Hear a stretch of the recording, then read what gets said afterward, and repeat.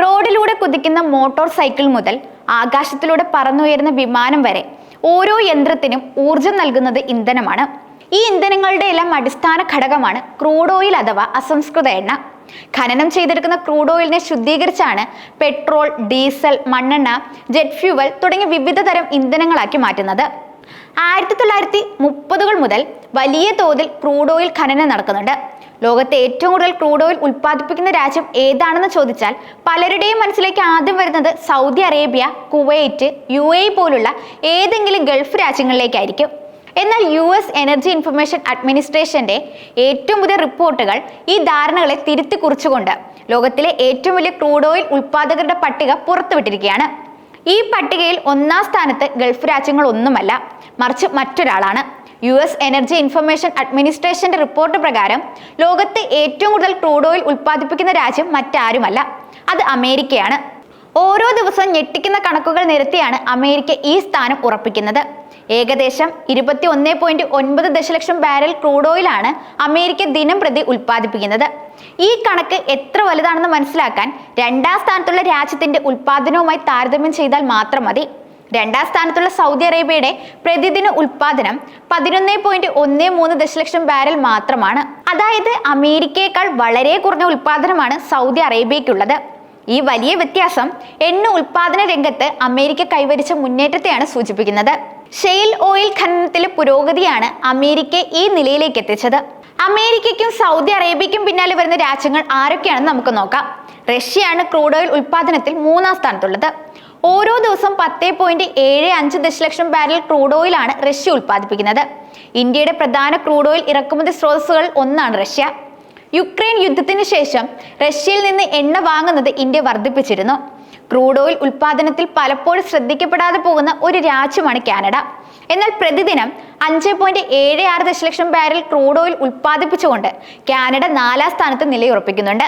കാനഡയുടെ എണ്ണ ഉൽപ്പാദനത്തിൽ വലിയൊരു ഭാഗം അമേരിക്കയാണ് വാങ്ങുന്നത്.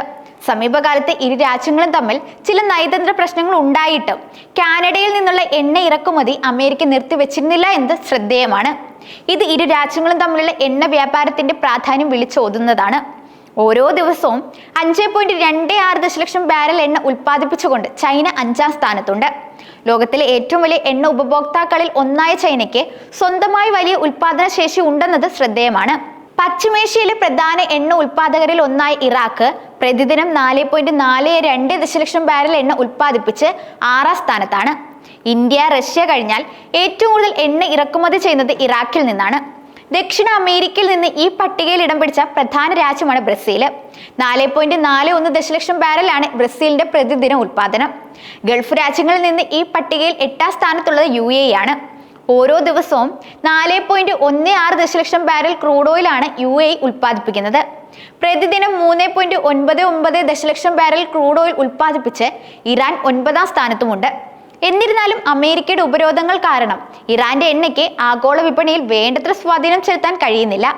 ഇത് ഇറാനിയൻ സമ്പദ് വ്യവസ്ഥയെ കാര്യമായി ബാധിച്ചിട്ടുണ്ട്. ഗൾഫ് രാജ്യങ്ങളിൽ നിന്ന് 10-ാം സ്ഥാനത്തുള്ളത് കുവൈറ്റ് ആണ്. പ്രതിദിനം 2.91 ദശലക്ഷം ബാരൽ എണ്ണയാണ് കുവൈറ്റ് ഉൽപ്പാദിപ്പിക്കുന്നത്. അറബ് രാജ്യങ്ങളിൽ യഥേഷ്ടം എണ്ണയുണ്ടെങ്കിലും പലയിടത്തും ഉൽപ്പാദനത്തിന് ചുക്കാൻ പിടിക്കുന്നത് അമേരിക്ക പോലുള്ള വൻശക്തി രാജ്യങ്ങളിലെ കമ്പനികളാണ്. ആഫ്രിക്കയിലും ലാറ്റിൻ അമേരിക്കയിലും എണ്ണപ്പാടങ്ങളിലും സമാനമായ സ്ഥിതിവിശേഷമാണ് കാണാൻ കഴിയുന്നത്. ഇത് ആഗോള എണ്ണ വിപണിയിൽ വൻശക്തി രാജ്യങ്ങളുടെ സ്വാധീനം എത്രത്തോളം ഉണ്ടെന്ന് വ്യക്തമാക്കുന്നതാണ്.